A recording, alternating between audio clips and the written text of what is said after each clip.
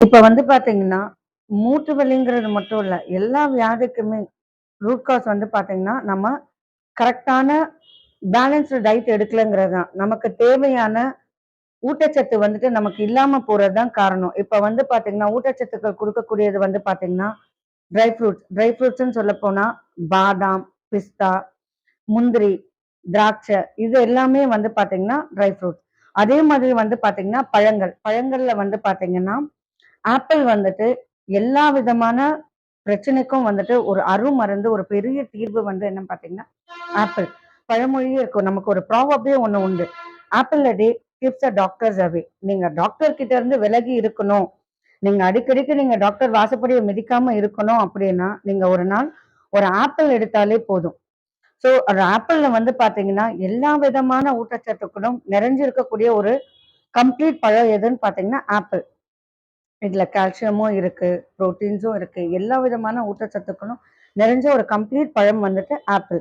இந்த ஆப்பிள் வந்துட்டு ஒரு நாள் ஒருத்தர் ஒரு பழம் எடுக்கும்போது, நீங்க வியாதியில இருந்து நீங்க பாதுகாத்துக்கிறீங்க.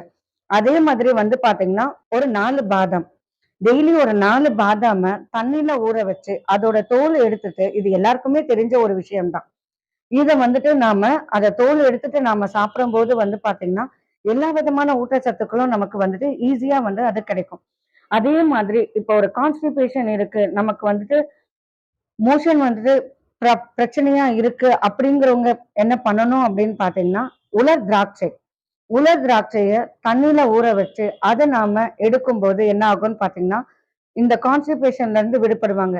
நான் ஏன் வந்துட்டு இந்த மூட்டு வலியில கான்ஸ்டிபேஷன சொல்றேன் அப்படின்னு பாத்தீங்கன்னா, இந்த மூட்டு வலிக்கான மேஜர் காஸ் ஒரு மேஜரா வந்துட்டு காரணமா இருக்கக்கூடியது வந்து பாத்தீங்கன்னா கான்ஸ்டிபேஷன். என்னன்னு பாத்தீங்கன்னா, நம்ம பாடியில இருக்கக்கூடிய கழிவுகள் நமக்கு வெளியேறாத போகும்போது, நமக்கு ப்ராப்பரா வெளியேறாதம்போது, அது என்ன ஆகுதுன்னு பாத்தீங்கன்னா, நம்ம இணை மூட்டுகள்ல அது கிறிஸ்டல்ஸா ஃபார்ம் ஆகி ஒரு அழற்சிய ஏற்படுத்துது. அந்த அழற்சிய ஏற்படுத்தும்போது, அந்த காரணத்தினால தான் நமக்கு வலி வருது. ஸோ நமக்கு கான்ஸ்டிபேஷன் வந்துட்டு நம்ம சரி பண்ணோம். நம்ம மோஷன் ப்ராப்ளம் நமக்கு இல்லாம இருக்கோம் அப்படின்னாலே, பாதி வலி நமக்கு போயிரும். மூட்டு வலிங்கிறதுல எல்லா வியாதிக்குமே வந்துட்டு அடித்தளமா இருக்கக்கூடிய பிரச்சனை என்னன்னு பார்த்தீங்கன்னா, இந்த கான்ஸ்டிபேஷன், மலச்சிக்கல்.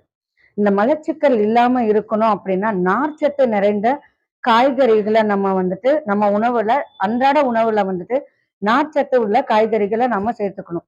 அதே மாதிரி வந்து பார்த்தீங்கன்னா, திராட்சை, உலர் திராட்சை, அத்திப்பழம், பேரிச்சம்பழம் இந்த மாதிரி நம்ம ஆகாரத்துல நம்ம சேர்த்துக்கும்போது, அன்றாட ஆகாரத்துல நம்ம சேர்த்துக்கும்போது என்ன ஆகும்ன்னு பார்த்தீங்கன்னா, நமக்கு மோஷனும் வந்துட்டு நார்மலா இருக்கும்.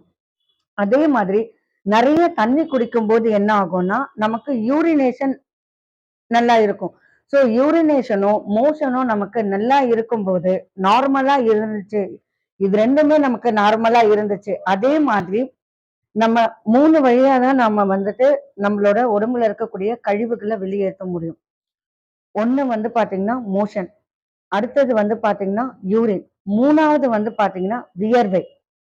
ஸோ நம்ம வியர்வை நம்ம உடம்புல இருந்து வியர்வைய வந்துட்டு வியர்வை வழியா கழிவுகள நாம வெளியேற்றுறோம். ஸோ நம்ம வியர்வை வர அளவுக்கு நாம வந்துட்டு வேலை செஞ்சோம் அப்படின்னாலே, நாம வந்துட்டு ஆரோக்கியமா இருக்கலாம். இன்னைக்கு டே டு டே லைஃப்ல வந்து பார்த்தீங்கன்னா, எல்லாமே வந்துட்டு மிஷினரி ஆயிருச்சு. துணி துவைக்கணுமா? Washing machine. மசாலா அரைக்கணுமா? மிக்ஸி. இந்த மாதிரி நம்ம வந்துட்டு மிஷின் பின்னாடி நம்ம வாழ்க்கை போகும்போது, ஸோ நமக்கான வியர்வை நம்ம உடம்புல இருந்து வெளியில வராம போகும்போது, நமக்கு வந்து என்ன ஆகுதுன்னா, நம்ம உடம்புல வந்துட்டு ஃபேட் டெபாசிஷன் வந்துட்டு இருக்கு. ஸோ இந்த ஃபேட்ஸ் வந்துட்டு நமக்கு வெளியேறாதம்போது, நமக்கு வியாதிகளுக்கான அடித்தளமா அது வந்துட்டு மாறுது. ஸோ நமக்கு வேலை செய்ய முடியல, வேலைகள்ல வந்துட்டு வேலை வழியா நம்மளால வியர்வைய வெளியேத்த முடியல அப்படின்னா, நாம பண்ண வேண்டியது என்னன்னு பார்த்தீங்கன்னா, ஒரு நாளைக்கு மேக்ஸிமம் 1 மணி நேரமாவது வந்துட்டு நாம எக்சர்சைஸ் பண்ணணும்.